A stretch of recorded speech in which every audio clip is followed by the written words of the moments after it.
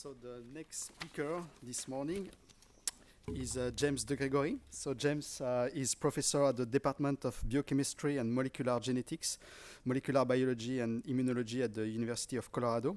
So James recently published a book entitled Adaptive Oncogenesis. I strongly recommend it. It's absolutely fascinating. And James is notably working on the condition that foster the initiation of leukemia and lymphoma, developing evolutionary-based model for cancer development. And this morning, the title of his talk is The Evolution of Cancer as We Age, Not So Inevitable. Thank you. Great, thanks so much. It's really a pleasure to be here. Let me see if I can find my talk over here. Yeah. You'll see it going through. He actually did all the artwork in my book, by the way, too. So it's really a great artist. So this is the current paradigm for how we think about cancer. And so that basically, why do we get cancer? You know, there's this logarithmic increase in cancer as we age. 90% of all cancers are after the age of 50. And it's even, you know, like most of them are after the age of 70, actually. We get more cancer as we get old. And the paradigm is that this is because it just takes time to accumulate enough mutations.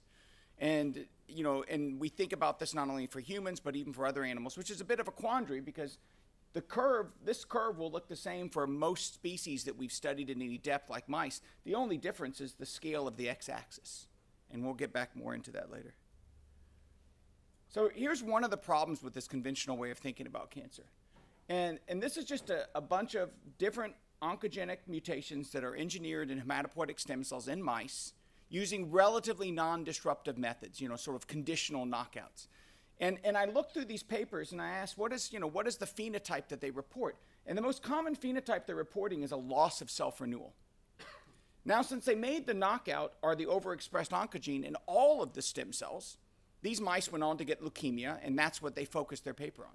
But if you think about it, if any of these mutations had happened in a single stem cell under a homeostatic condition, and that stem cell had reduced its self-renewal, in fact, you often think, well, but it increased cell cycling. But the faster they cell cycle, the faster you're going to exhaust that clone.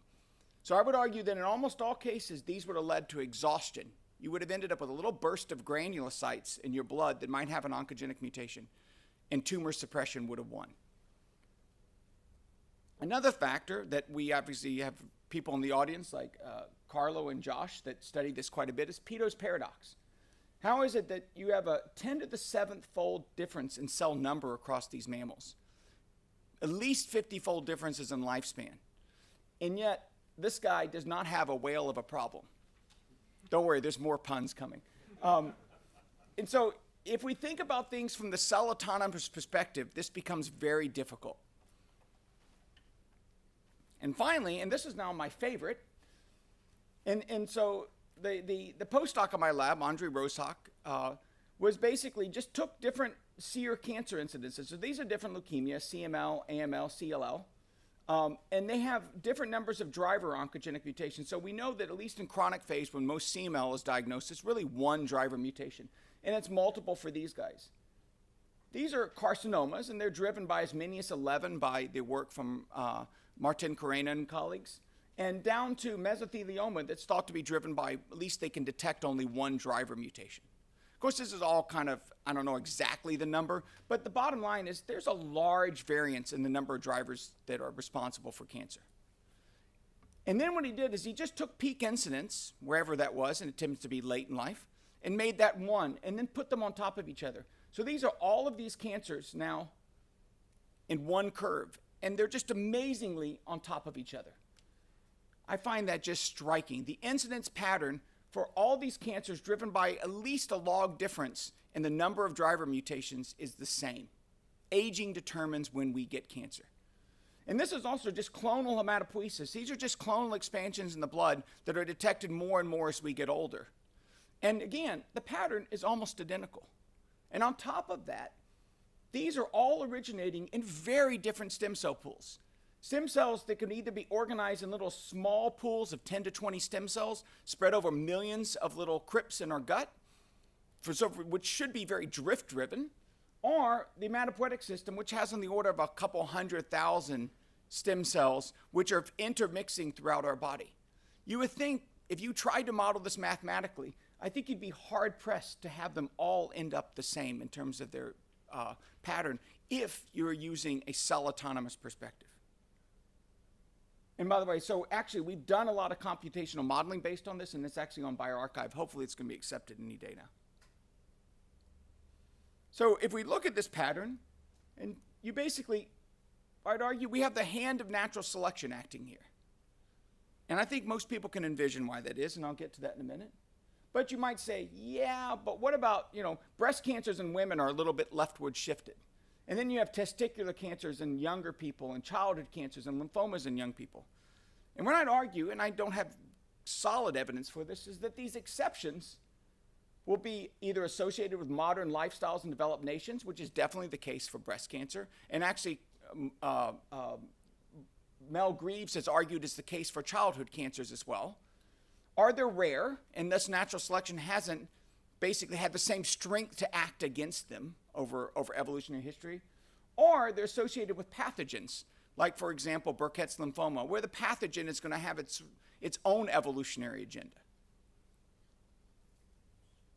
So then, why do we get cancer, and why do we get these cancers mostly at older ages? And of course, this really comes down to when historically we were likely to survive to. And so I know Europeans think they have nice lifestyles now, but 15,000 years ago, things weren't so great. And so this is an estimated curve of survival in Europe about 15,000 years ago, pre-agricultural. And this is modern incidences of cancer, but it's actually pretty amazing. You could put heart disease here. Most diseases of aging have a very similar kinetics. And what you'll notice is there's not a whole lot of overlap between these. Not to say that there's none, and not to say there wasn't some selective pressure against these diseases probably during that life. But basically, you are far more likely to die of something else than cancer. And so you can imagine that if you were going to extend investment in maintenance of the tissues, avoiding aging further, and if that investment came with a cost, which all investments do, such as in reproductive success, which we've learned from studies of longevity in model organisms, when you select for longevity, you often reduce fecundity early.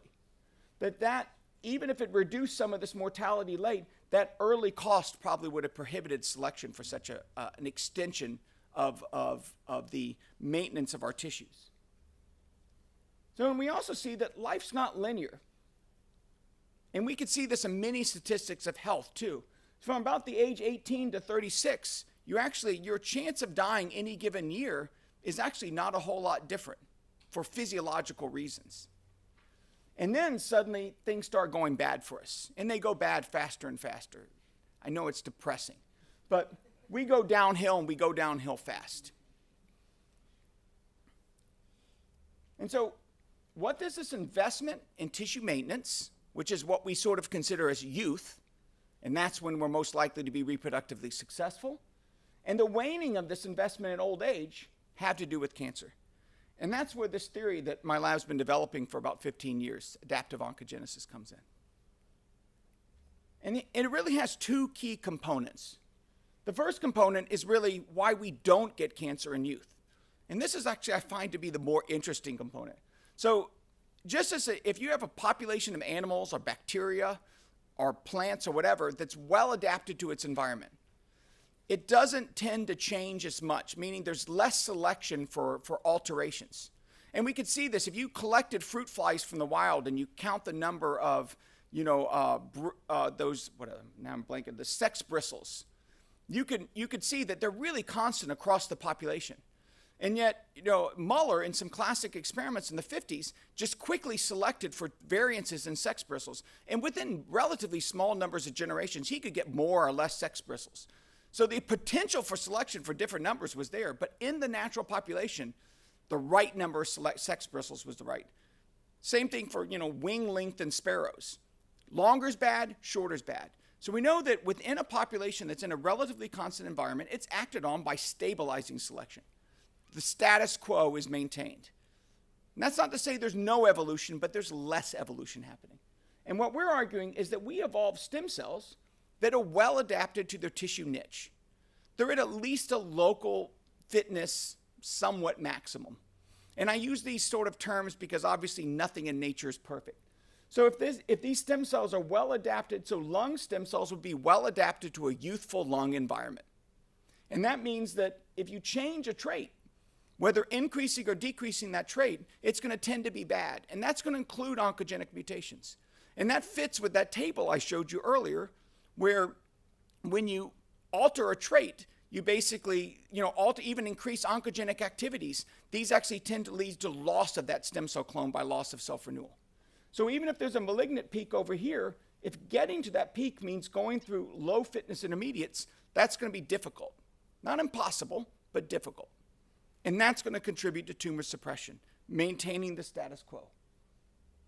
But unfortunately, we get old, or we do things like we smoke cigarettes, or other exposures, or as Marie Curie did, exposed herself to radiation. So these exposures and the aging itself can alter this landscape. And it's not just that the stem cells have been altered, it's that their environment has been altered. And they're no longer as adapted to this aged environment, because we didn't evolve lung stem cells to be adapted to a smoker's lung or to an old lung. And now you can get selection for new phenotypes that are adapted to the new environment. So just like Carlo told you that you can get selection for resistance to drugs, you can also just get selection for resistance to the aged environment, essentially. And this can now lead to an increased propensity for malignant evolution. Now, it's not like everyone who gets old gets cancer, or that we're going to get tons of cancers. If anything, we tend to die of one. So there's still a lot of mechanisms to prevent this from happening, but we think this is one good mechanism. So, but then what is the evidence for differential selection for somatic mutations, depending on context? And I just put in a table here from a bunch of, not just my lab, but a number of labs, that have shown that under different contexts, including old age, colitis, Fanconi anemia, that people have shown selection for particular oncogenic mutations, where that same oncogenic mutation is either not selected for or much less selected for under the non-perturbed context. And I'll just show you one of those from my lab for NRAS. So this is work from Curtis Henry when he was in my lab. He's now faculty at Emory. And what Curtis had shown is what he did is he took, in this case, he's only taking young hematopoietic early progenitor cells. He puts in an oncogene, and this is something we do different. We purposely put in the oncogene at low percents, like it would naturally happen. So we're not trying to make a cancer. We're actually trying to understand, as under a more natural context, what would happen to this oncogenically initiated cell. And when we do this, and we put this into either young mice, or old mice that express an anti-inflammatory transgene that blocks IL-1 signaling. Now the only thing we're changing here, same pool of cells, the only thing we're changing is the environment. And then we ask, what happens to those cells? Are they selected for? Do they expand out? And in the young environment, they don't. We put them in at a few percent and they pretty much just stayed there. But in the old environment, you get clonal expansion. So that mutation's adaptive in the old environment, but not the young environment. But if we change one thing about that old environment, where these old mice had expressed this IL-1 antagonist their whole life, we could pretty much completely suppress that selection. And this just shows you one piece of evidence looking at signaling. We've done gene expression and other stuff. But you see that in the old cells, they don't signal through STAT5 very well, which we know is important for progenitor activity. And now you put in RAS and these old cells signal better. So RAS is adaptive because basically it's improving upon crappy. It's easy to outcompete crappy, but you could see that these cells with RAS wouldn't necessarily outcompete a young cell because they already had the right amount of signaling. They were at that fitness peak or somewhere around it. And in the old cells, the old progenitors that have been in this mouse that expresses IL-37, we could see that they're not exactly perfect, but maybe they're good enough. And that being good enough means that you don't select for this RAS mutation. So based on a lot of work that I won't be showing you, we basically argue that even though we accumulate a lot of mutations, by the time you're 18, you've probably got half of all the mutations you're ever going to get. Because it takes a lot more cell divisions to make a human than it does to maintain a human. And yet, we go through youth with a pretty low incidence of cancer. And again, that's for the evolutionary reason that we have a greater potential of reproductive success during those years. But late in life, when natural selection goes, we have this increased risk of cancer. And now these same mutations that would be acted upon by stabilizing selection in youth can become acted upon by positive selection late in life. So you get a switch in that selective effect of the very same mutation. So now we're going to switch to why does aging cause lung cancer? And this is work by a couple of students and a oncology fellow in my lab. And so this is another one of these graphs that just blows me away when I saw it. So this is, lung cancer in smokers and lung cancer in never smokers. And note that the graph starts at 40. Your chance of getting lung cancer, even as a smoker, is really low before 40. And this is what you'd expect. Well, of course, smokers have way more lung cancer than non-smokers. But if you put it on a log-log scale, you note the curves are perfectly parallel, whether in men or in women. And so what it tells you is whether you get lung cancer, yeah, that's determined by whether you smoke. But when you get lung cancer, that's determined by your age. And that, to me, is just profound. I mean, if you think about it, these smokers are in more mutations. It's screwing with the lung environment. It's doing everything we think should make cancer shift leftward, but it doesn't. So it tells me that pressure during evolution to prevent cancer in youth is damn strong. So what happens when we age in terms of our lung? And in many ways, it's actually many of the same things that happen in smokers, just not as much.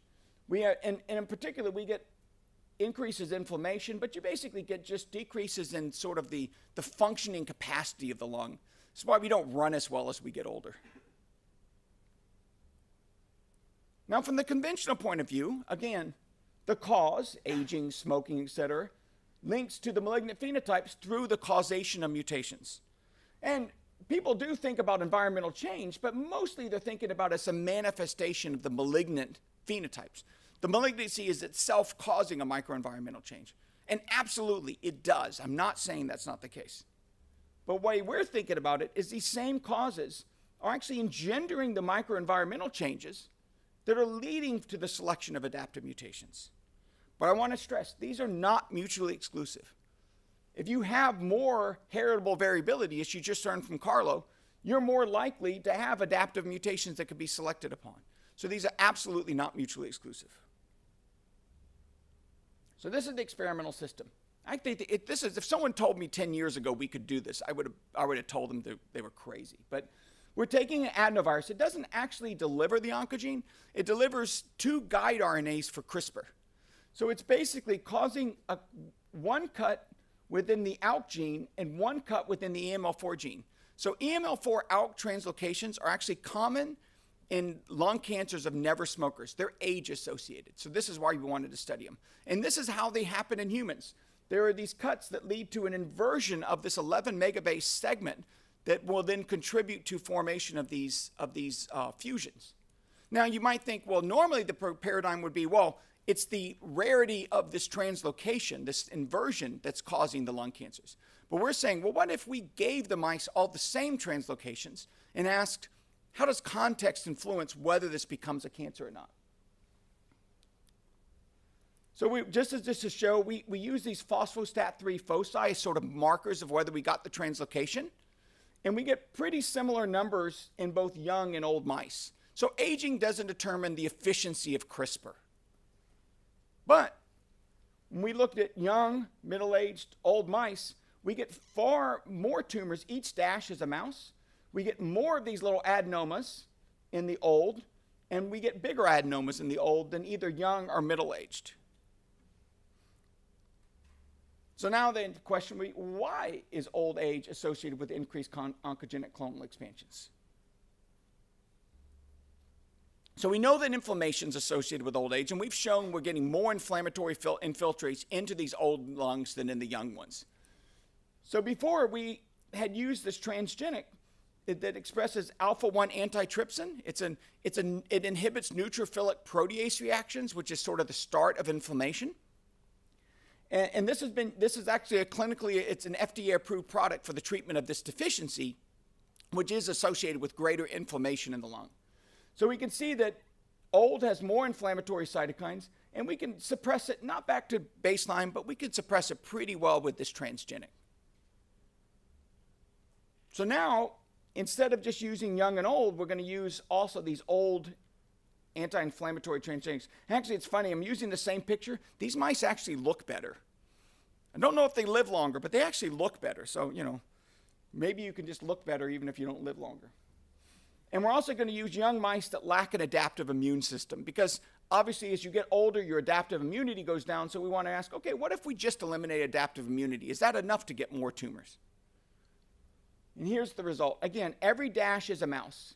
And what you can see is that most of the young mice don't get any adenomas. Or if they do, they get 1 or 2 adenomas, and they're pretty small. But the old mice, as I showed you before, get lots of adenomas. Almost all the mice get adenomas, and they tend to be really big. So there's this promotion of the same number of events, but the chance of these events goes on to become an adenoma is much greater in the old environment. But the amazing thing was these old mice that have this anti-inflammatory transgene pretty much look like the young mice. We rejuvenated the tumor suppressive capacity of this mouse. I wouldn't say we rejuvenated it, because this mice expressed the transgene their whole life. So we just prevented that same aging phenotype. And importantly, in the young mice that lacked adaptive immunity, we don't really see promotion of adenomas. So eliminating the adaptive immune system is not sufficient. So what is it about the aged lung that favors oncogenic adaptation, and how does AAT prevent this? So to look at this, we collaborated with our colleagues who are very good at mass spectrometry, and we asked what happens within these lungs in terms of the overall environment. And these are lungs for the mice that don't have tumors, so no viruses. This is just young, old, and old AAT lung, old alpha-1 antitrypsin transgenic lungs. So first thing you note is that some aging is not changing. So these are low levels of these proteins in young, they go up in old, and they still go up in the transgenic, down in old, still down in the transgenic.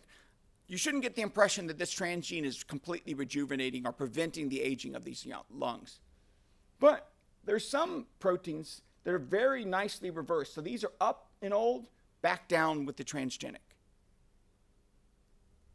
And this is just showing you some of them. I'm not going to belabor all this, but some stuff, for example, these are pro-inflammatory proteins, S100, A8, and A9. They're way up in old, which is in gray, from the young, which is white. But the blue, which is the anti-inflammatory, pretty much brings them down close to baseline. We also have a lot of matrix remodeling proteins, these MMP9 and MMP8 and elastase. They're up in old and back down with the transgenic. So we're changing the microenvironment. How this is affecting lung tumorigenesis, we don't know yet, but it's changing.